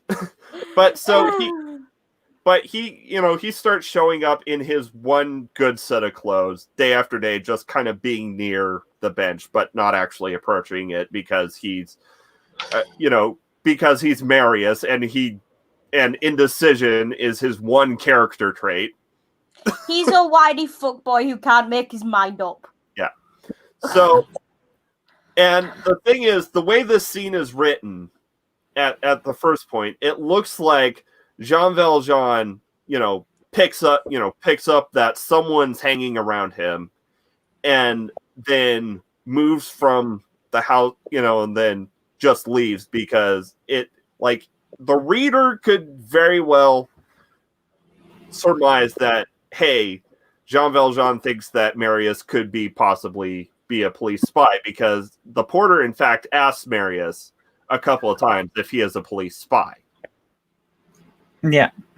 But we learn later that no, Jean Valjean figured that Marius was in love with Cosette and just didn't like him.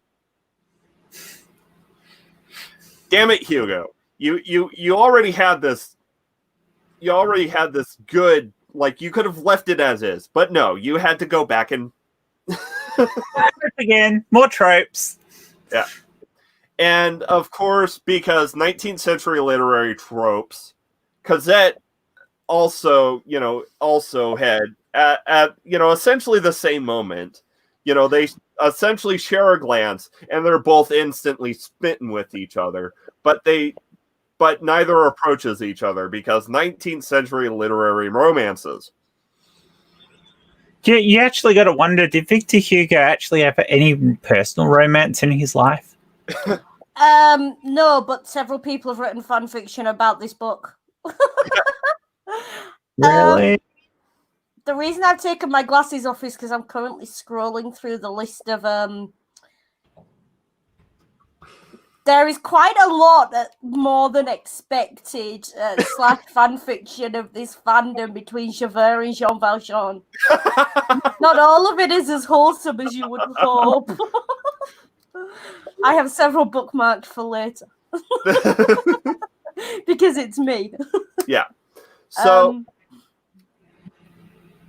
and I mean, let's be honest, someone stalks you for like 15 years and constantly chases you. You're going to start to think there's other things for you. I can see what. Well, no, the thing is, it's like over a period of a couple of weeks. No, I'm talking about Javert and Jean Valjean. Oh, yeah. But so anyways, Jean Valjean leaves from the house that, Marius followed Eponine to when he was creepily stalking her. And so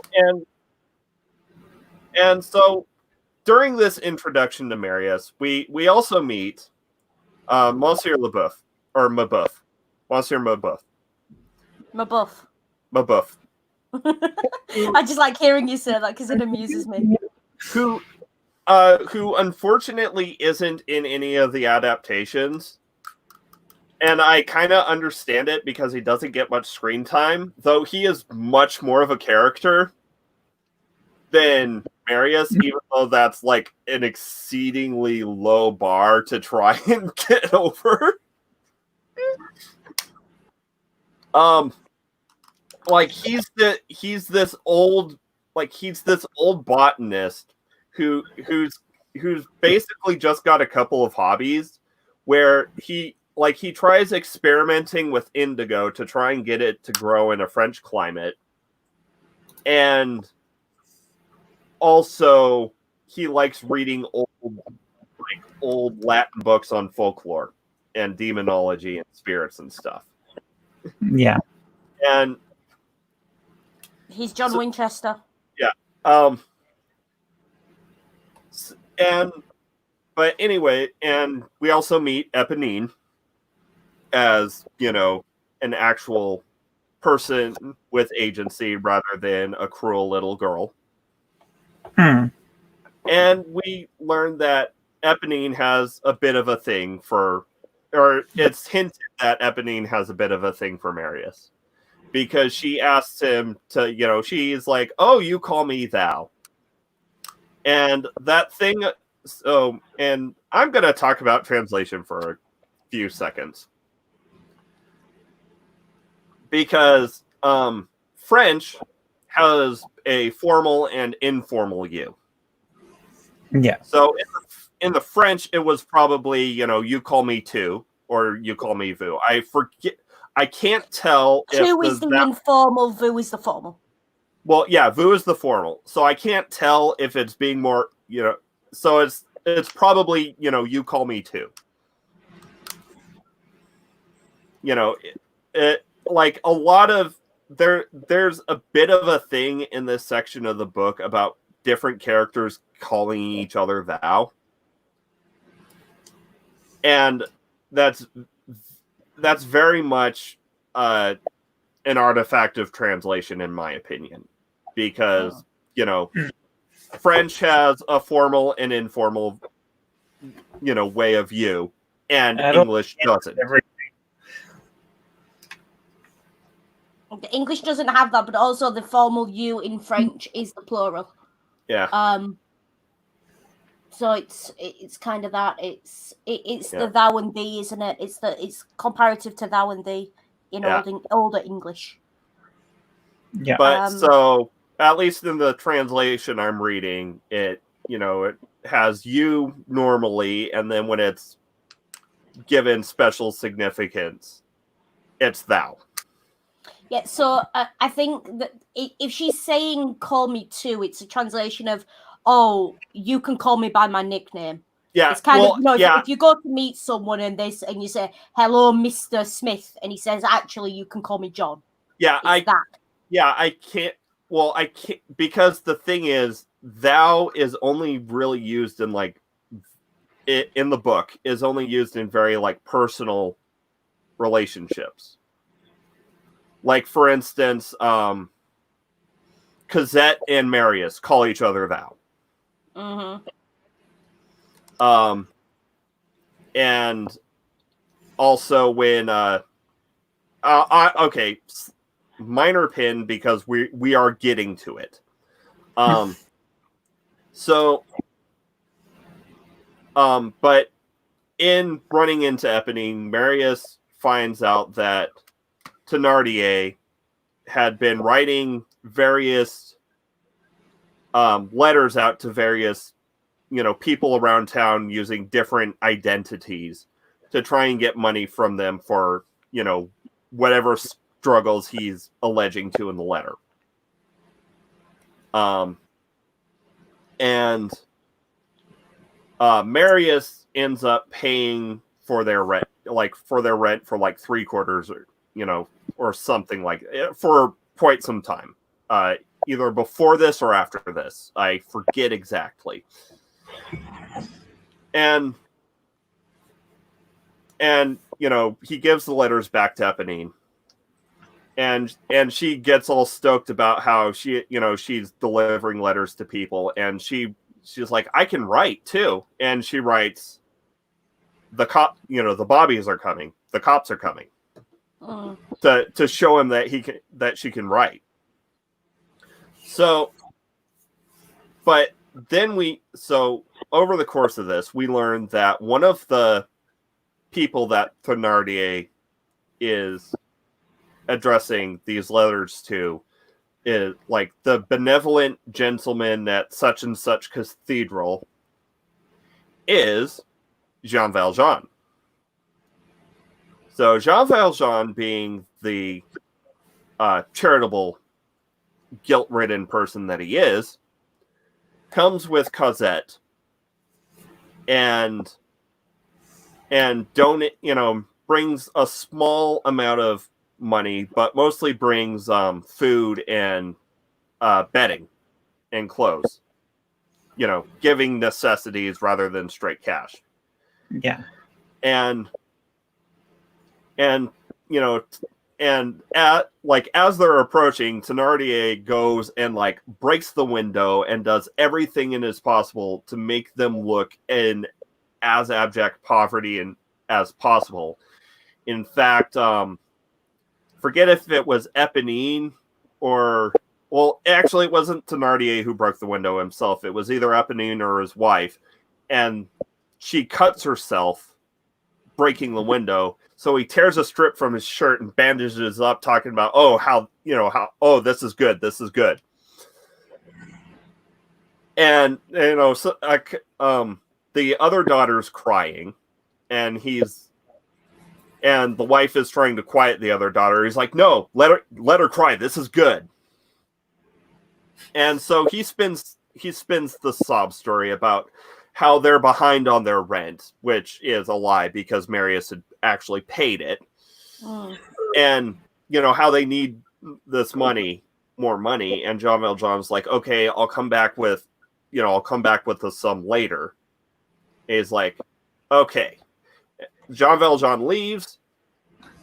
Thenardier gets in contact with this gang that he's running with, who are basically essentially like criminals for hire. And he's like, okay, we're gonna mug this guy when he comes back. And Marius is like, oh, I can't let that happen because I love Cosette and I'm something of a decent person. So he goes to get the police commissioner. The police commissioner is not in because 19th century literary tropes. Yeah.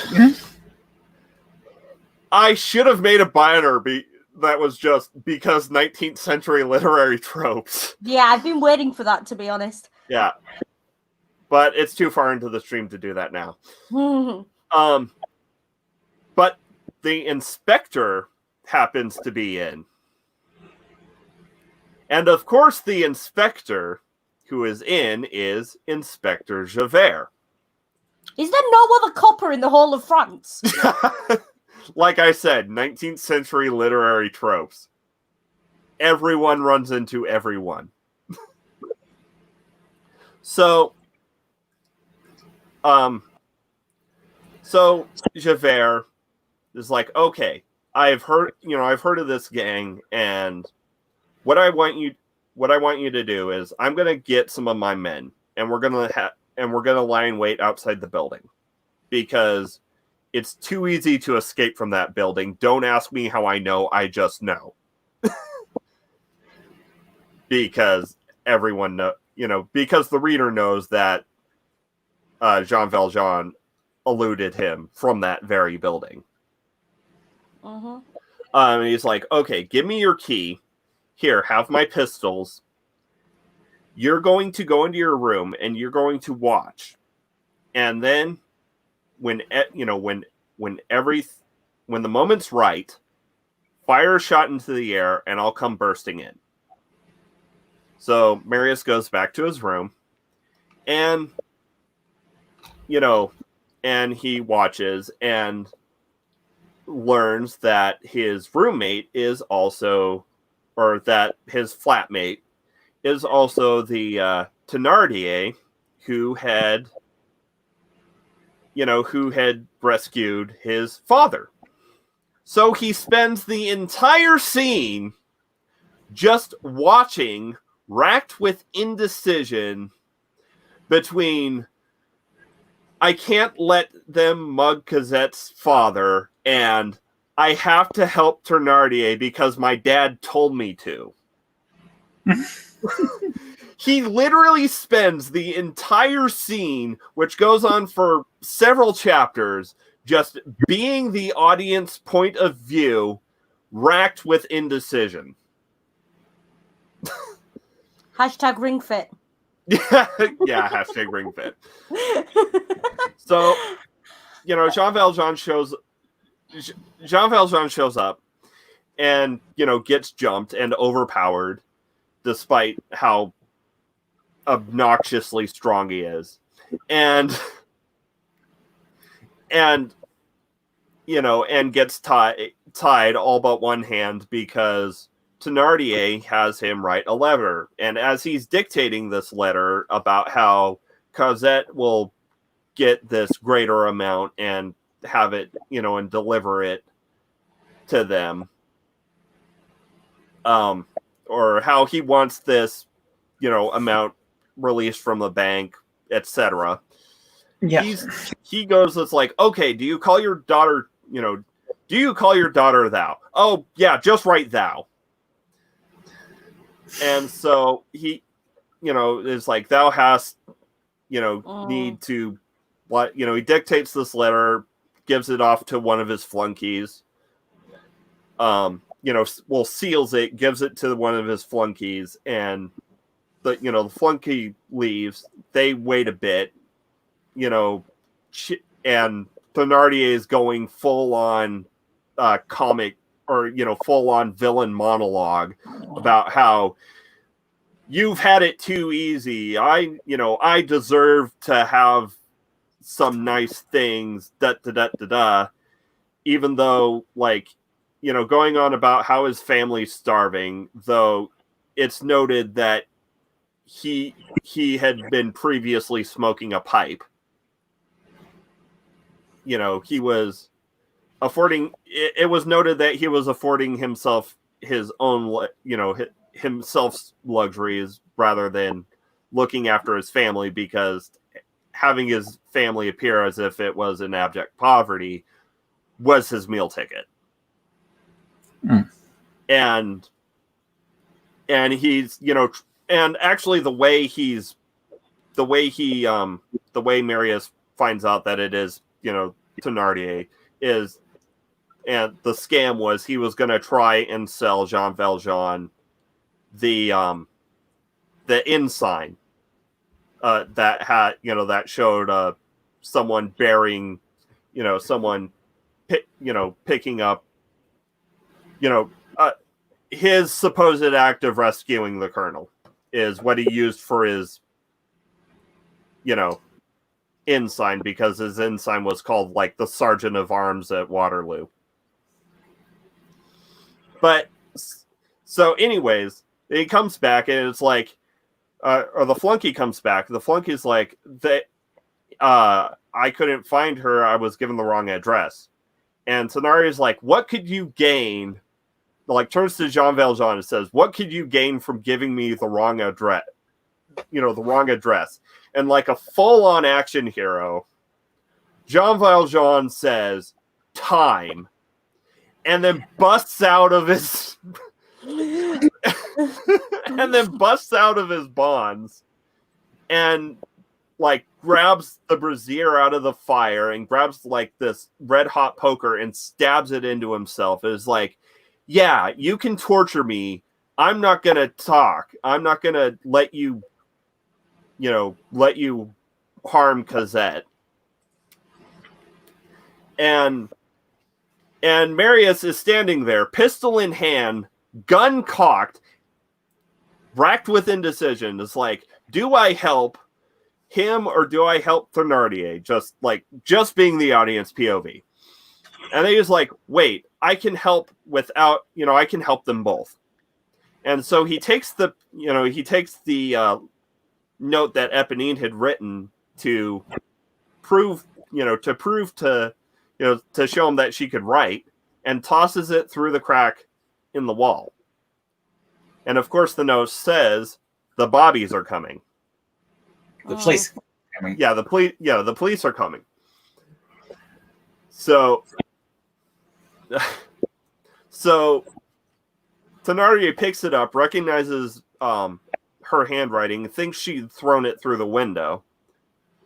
And the gang starts like figuring out, okay, who's going to escape through the window first? It's like, well, we should draw lots. Well, do you have straws? Do you have, how are we going to draw lots? Like, do we have short straws?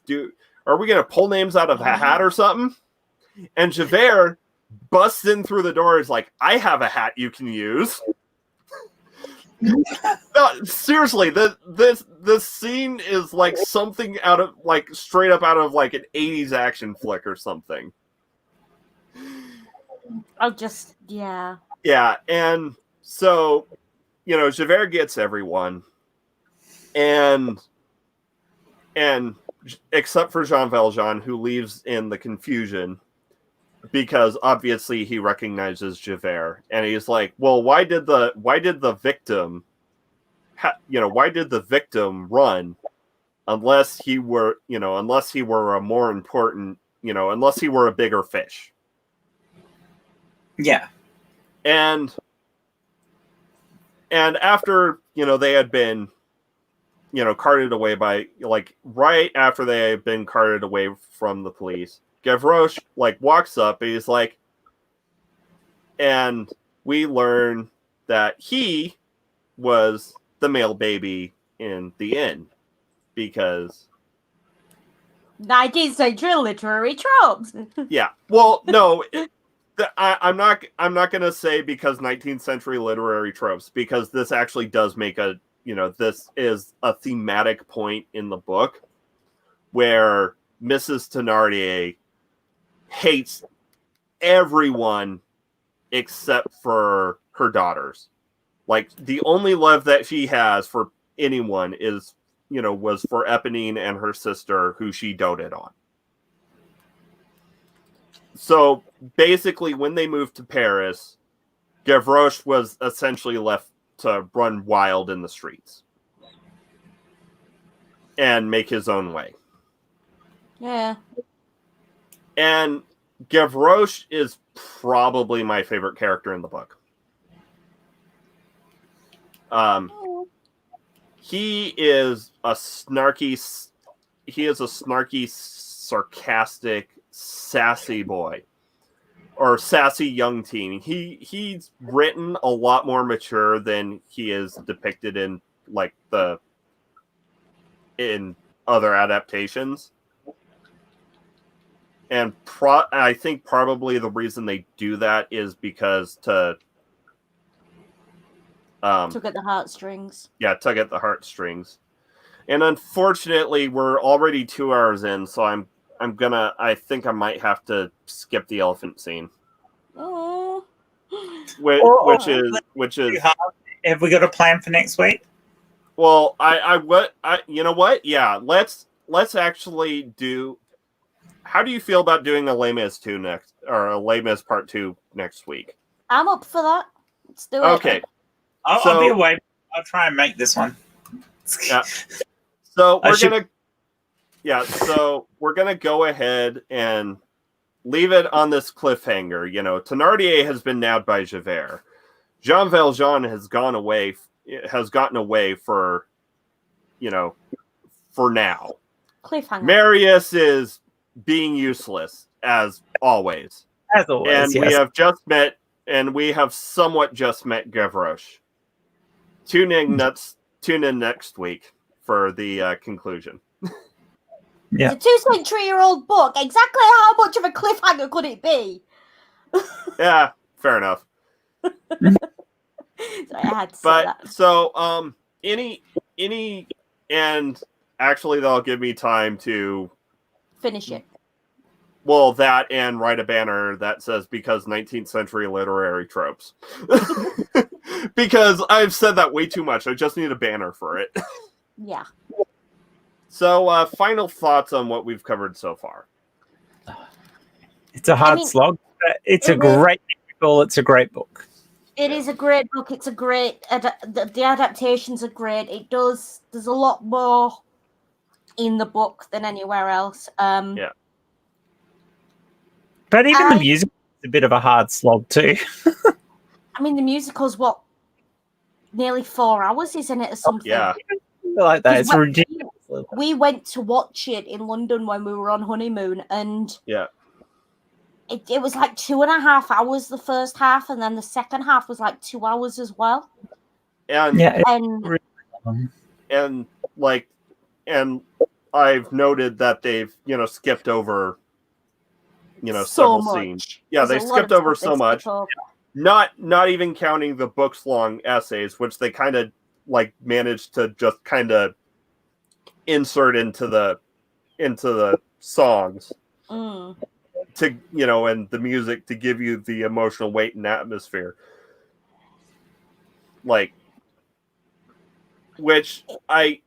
That's the one thing I like better about the visual adaptations is they get the emotions and the themes into the visuals and the atmosphere, and you don't have Victor Hugo preaching at you for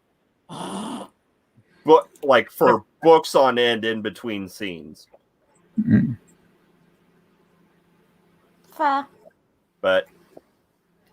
And also I've done what a lot of high school literature students have wished they could do, and just plain skipped over the Waterloo sequence. Also, do you realize what you've done?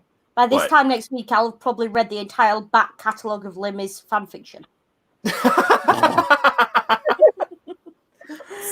probably a bit of it. Or at the very least, the slash fics. Yeah. There might be very fanfic as well. Listen, there are 1,500 Javert Jean Valjean. So let's see what pins that we can strike from the list. Male baby. Yeah, male baby. Yellow. I'm leaving that because that's yeah. Yeah. The Thenardier scam continues later as well, though, because it continues. Yeah.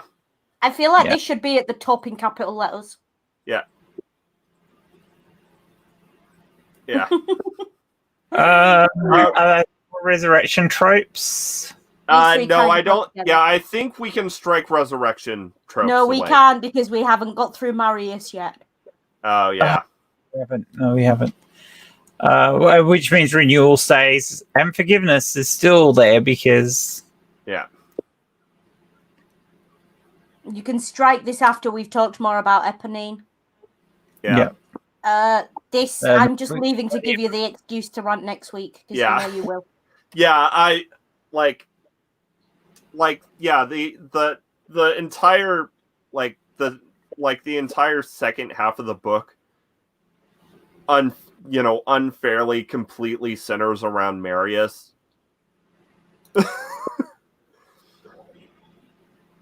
Who is a useless character and a black void and a black hole of agency. Let's see. Identity. That's like a full-on running theme.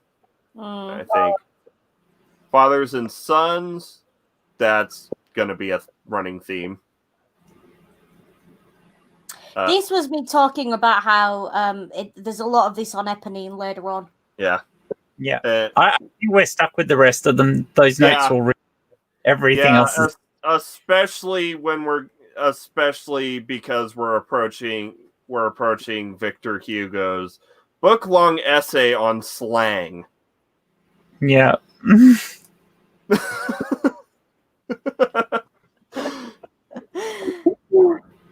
So I'll go ahead and remove that. So that's been, part one of me. A little bit over halfway through. Yeah. This will be... I mean, to be fair, given how long this book is, we really should have expected this to go over 2 weeks. Yeah. Yes. Or 3. Yeah. Honestly, I probably should have just bracketed Bastille Day with Les Mis. Yeah, we live and learn. Yeah. Been good actually. The week before and the week after. Yeah. Yeah.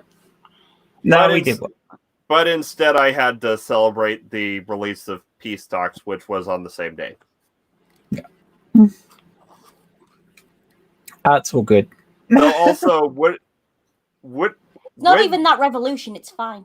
Yeah, and besides, would you have really been up to doing that? I would first one anyway if you'd done that. Yeah. I would not have had time. Do you know what I've spent like the last 3 days frantically doing? Like reading every academic summary, article, Spark Notes page on this book. Because I looked at the book and I went, shit, there's no way I can read that in a week and a half. Yeah. Because I procrastinated because that's what I do and I'm a terrible person. and I will say that next week we will definitely have a very large incoming tropical storm or topical storm. I'd say probably at least a Cat 5. Because next week we will be going into the revolt or insurrection itself. And with that, we'll move on to Shilling. I think I'll skip Shilling this week. Asterix and Obelix every week on Jeff's channel next week. After we did a roundup this week of the first dozen. Check out my Twitter, check out my card, check out Classics Twitter movie every Sunday night. Tonight we're doing the last half of Trojan Women. Tweet along if you like. Check out Tony Keen's lessons on classics in films. Black Lives Matter, Black Trans Lives Matter. Any more for any more? No, I think that's it. Yeah. And next Saturday, same ring time, same ring channel, we have Secular D&D, and in which I have to figure out what to do with the fact that our robot has a Quetzalcoatlus. Our robot has a pet dragon. Yeah. And of course, next week next Sunday we will be continuing the discussion on Les Mis. Right now on my Twitter at OneRing3, I do have a poll about what my next topic should be if I do start making edited videos again, because I am feeling a bit more energetic now and work has tamped down slightly. Hey, Ring, have you checked the results on that poll recently? Yeah, last I checked, it was fairly unanimous. Mm-hmm. Yeah. So there are 4 days left in the poll, and there have only been 5 votes so far, and it's so far unanimous. So here, I'm putting the link in the chat. Go vote. Yeah, the link is in the chat. Go vote. And with that, tagline. Take care, be good, and if you It's still can't be unanimous. good, as always, be careful. And remember, indoctrination is a hell of a selfie stick. Bye.